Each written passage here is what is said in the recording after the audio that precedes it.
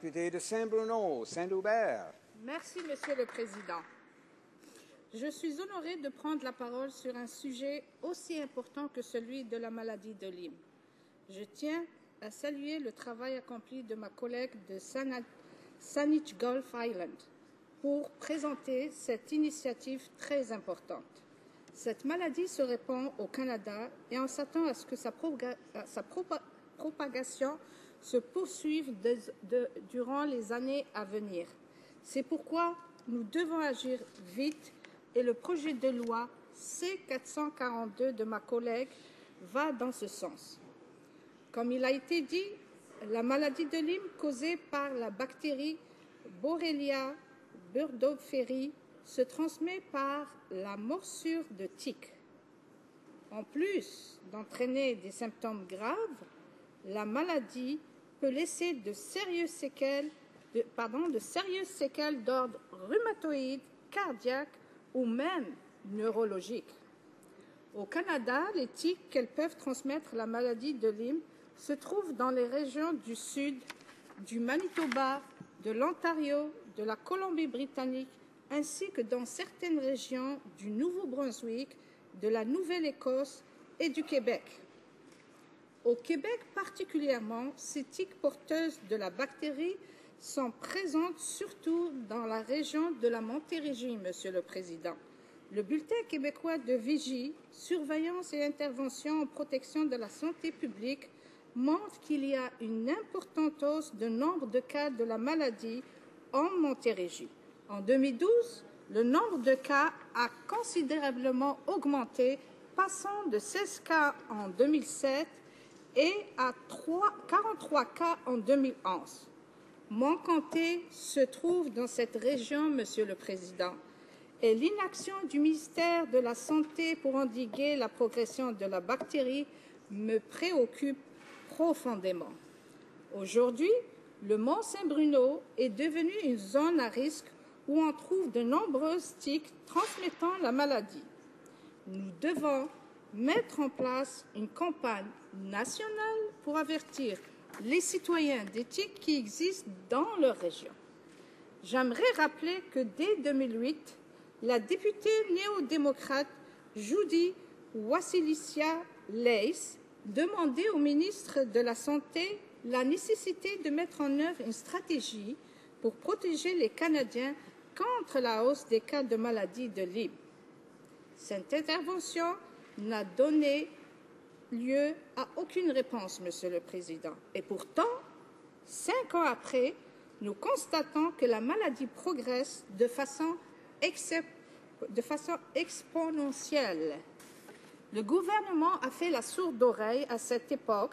Maintenant, il ne peut plus nier l'urgence de la situation. La progression de la maladie de Lyme continuera car elle est corrélée avec le réchauffement climatique.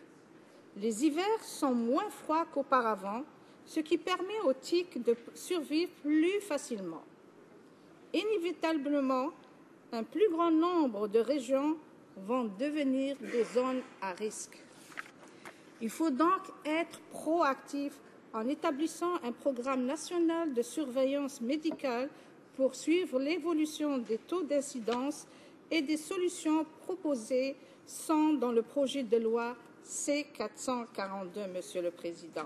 Depuis 2009, la maladie de Lyme est une maladie à déclaration obligatoire à l'échelle nationale. Cela signifie que tous les professionnels en santé doivent déclarer les cas de maladie de Lyme à l'Agence de la santé publique du Canada, bien sûr par l'entremise du système de santé publique provincial.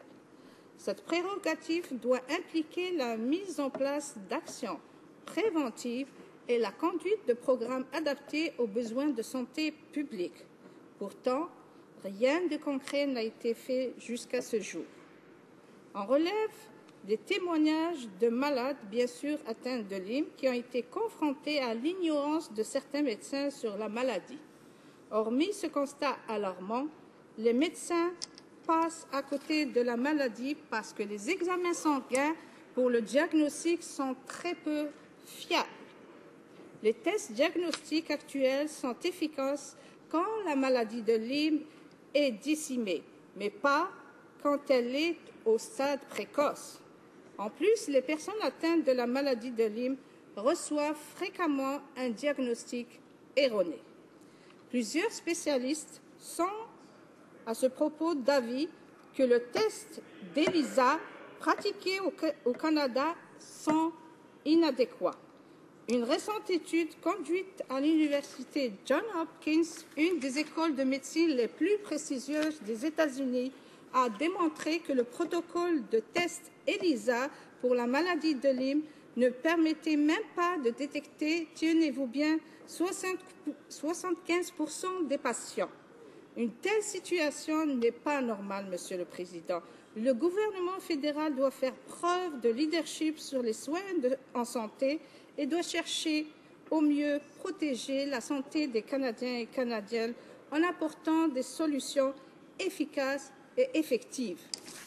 Les Canadiens ont besoin d'une stratégie nationale concernant la maladie de Lyme et c'est pourquoi le soutien fermement au projet de loi C-442 que propose ma collègue est à la fois un élément efficace, celle d'établir des lignes directrices concernant la prévention, le dépistage, le traitement, la gestion de la maladie, ainsi que la création et la distribution de matériel didactique pour les professionnels de la santé.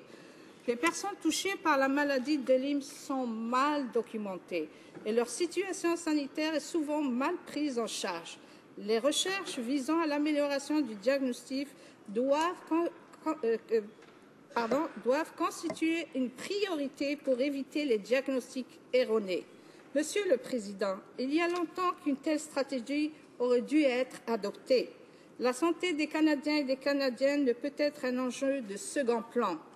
Le gouvernement doit relever ses manches et travailler avec les provinces afin d'adopter des mesures pour endiguer cette pandémie. C'est maintenant qu'il faut agir.